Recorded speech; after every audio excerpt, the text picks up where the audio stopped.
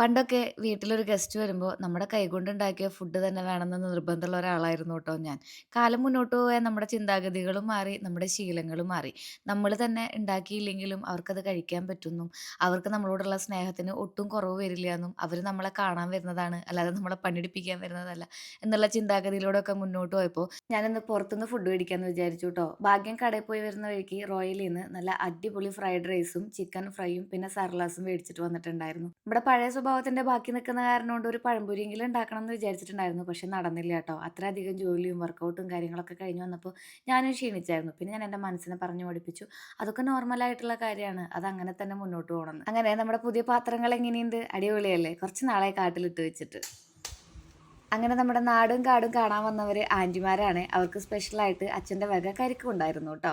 അങ്ങനെ കുറച്ചു നേരം അവരോട് വർത്താനം പറഞ്ഞ് നമ്മള് തേങ്ങ പെറുക്കലും, പപ്പകായ പൊട്ടിക്കലും, ചക്ക മുറിക്കലും, കായ വെട്ടലും ഒക്കെ ആയിട്ട് കുറേ നേരം അങ്ങനെ പോയി. നമ്മുടെ കാരണന്മാര് ചെയ്തിരുന്ന കാര്യങ്ങളൊക്കെ വളരെ ശരിയാണെന്നും, അതുപോലെ തന്നെ നമ്മള് കാര്യങ്ങള് ചെയ്യണമെന്നും വിചാരിച്ച് മുന്നോട്ട് പോയി നമ്മളെ തന്നെ പീഡിപ്പിച്ച് നമ്മള് തന്നെ പണിയെടുത്ത് മരിച്ച ഒരു കാലഘട്ടം ഉണ്ടായിരുന്നു. അതിൽ നിന്നൊക്കെ മാറി ചിന്തിക്കാൻ പറ്റിയത് തന്നെ ഭാഗ്യം എന്ന് വിചാരിക്കണം. ഇപ്പം നമുക്ക് വേണ്ടിയിട്ട് സമയം കണ്ടെത്തുമ്പോഴേ ജീവിതം കുറച്ച് സ്ലോ ആണ്. കുറച്ചും കൂടി ആസ്വാദികരമാണെന്ന് തോന്നിയിട്ടുണ്ട്. മനുഷ്യരല്ലേ പിള്ളേ, ചിന്താഗതികൾ ഇങ്ങനെ മാറിക്കൊണ്ടേയിരിക്കുന്നേ. എന്തായാലും കുറച്ച് ദിവസം മുന്നേ നമ്മൾ ഫ്ലിപ്കാർട്ടിൽ നിന്ന് മേടിച്ചിട്ടുണ്ടായിരുന്ന ഈ ഒരു പ്രൊഡക്റ്റ് ഉണ്ടല്ലോ, ഒരെണ്ണമല്ല ഒരു 5-6 ഉണ്ടായിരുന്നു. അതെനിക്ക് പാകാവണില്ല കേട്ടോ. കഷ്ടപ്പെട്ട് വർക്കൗട്ട് ചെയ്ത് ബോഡിയൊക്കെ ഒന്ന് സെറ്റാക്കി വന്നപ്പോൾ ഈ ഡ്രസ്സ് ഇട്ട് എന്നെ ഗർഭിണിയാക്കി എന്ന് വേണമെങ്കിൽ പറയാം. അങ്ങനെയല്ല ഞാൻ ഉദ്ദേശിച്ചത്. ഈ ഡ്രസ്സ് ഇട്ടപ്പോൾ ഒരു ഗർഭിണി രൂപത്തിലായി എന്ന് വേണമെങ്കിൽ പറയാം.